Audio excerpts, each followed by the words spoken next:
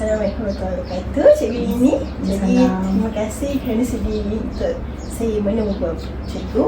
Jadi saya ingin bertanya tentang soalan berkaitan dengan pengurusan kurikulum di Taska ni. Jadi pertama sekali, apakah kurikulum yang digunakan di Taska dan bagaimana ia dilaksanakan dalam aktiviti harian mereka? Okey, untuk Taska Kemas kita menggunakan kurikulum permata Permata Negara yang fokus kepada 6 bidang perkembangan kanak-kanak, iaitu perkembangan bahasa, komunikasi dan literasi awal, perkembangan fizikal, perkembangan deria dan pemahaman dunia persekitaran, perkembangan sasiah, sosio-emosi dan kerohanian, perkembangan awal matematik dan pemikiran logik, serta perkembangan kreativiti dan estetika. Okey, bagaimana kita melaksanakan? Okey, kita selalunya melaksanakan kurikulum ni melalui rutin harian secara konsisten, seperti bermain, bercerita, aktiviti pembelajaran luar dan juga aktiviti pengurusan kanak-kanak seharian. Jadi seterusnya, bagaimana cikgu merancang aktiviti pembelajaran bagi memenuhi keperluan perkembangan kanak-kanak? Okey, selalunya macam Cikgu Kemas ni, sebelum dilantik menjadi pendidik masyarakat, Cikgu Kemas ni akan melalui proses khusus SPAP. Jadi kita dibekalkan dengan kita ada garis panduan. Okey, kita ada buku ni. Ni standard kurikulum yang digubal oleh Permata Negara. So jadi cikgu dia akan jadikan buku ni sebagai garis panduan untuk merancang aktiviti. Dan selalunya tema secara tahunan akan diberikan ataupun disediakan oleh jabatan, oleh HQ Kemas. Okey, perancangan akan dibuat secara mingguan. Maksudnya PNP tu akan dibuat disediakan oleh cikgu secara mingguan, seminggu lebih awal, bagi membolehkan semua perkembangan, 6 perkembangan tadi ada dalam terangkum dalam PNP pembelajaran kanak-kanak.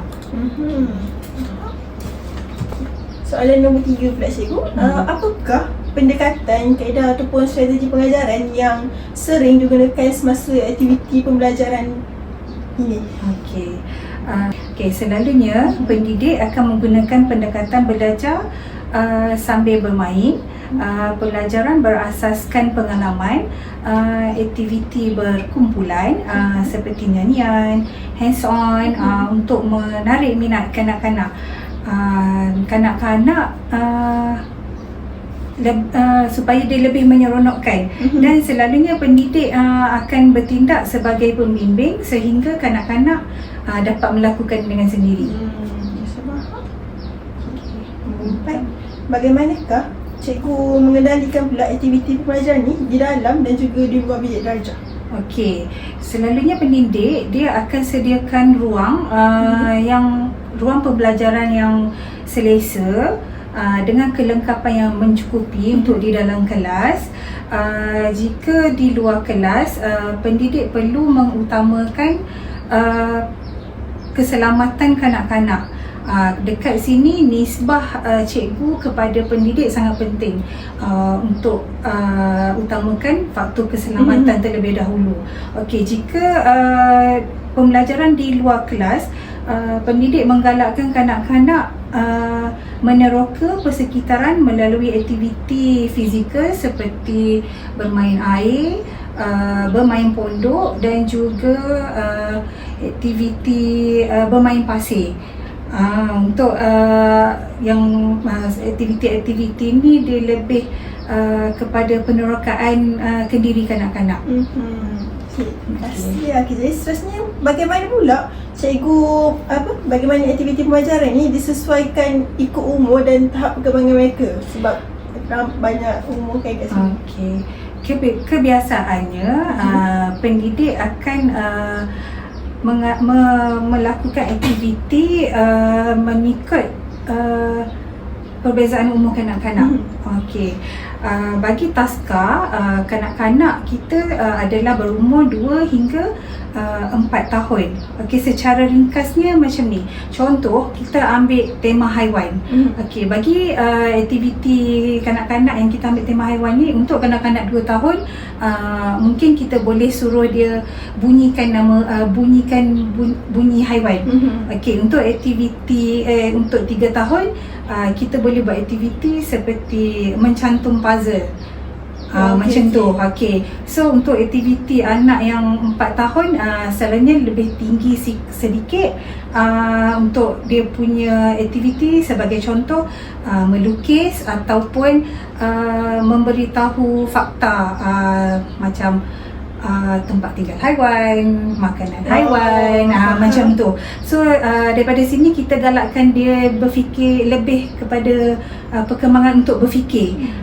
So matlamat dia sama, tetapi hasil dia, hasil daripada aktiviti tu berbeza mengikut perkembangan umur. Macam tu. Seterusnya yang terakhir lah cikgu. Apakah cabaran yang sering dihadapi dalam melaksanakan aktiviti pengajaran ni dan macam mana cikgu mengatasinya? Okey, antara cabaran terbesar yang kita hadapi untuk kanak-kanak taska ni adalah anak-anak tu cepat bosan. Okey, dia cepat bosan. Jadi bagaimana kita nak atasi dia? Selalunya kita akan tengok minat dia macam mana, dan kalau kita bagi sesuatu aktiviti tu, kalau nampak dia tidak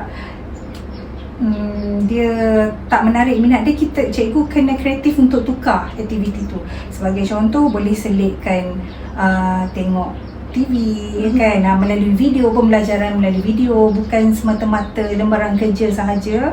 Jadi dekat sini cikgu kena tengok mood kanak-kanak tu. Dan aktiviti tu janganlah terlalu melerik dan terlalu lama. Sebab fokus anak ni, kanak-kanak ni selalunya dia tak lama, dia tak panjang. Mudah terganggu. Okay, dia mudah terganggu, betul. Lepas tu satu lagi, kekurangan bahan. Kadang-kadang cikgu tu dah kreatif tapi bahan tu tak ada. So apa yang cikgu kena buat? Cikgu kena peka dan kena jadi lebih kreatif untuk guna bahan-bahan yang ada di persekitaran taska, termasuklah bahan kita semula. Selalunya 2 faktor itulah. Yang lain tu biasa-biasa je lah, okey je lah. Terima kasih di atas segala penjelasan cikgu. Terima kasih. Sama.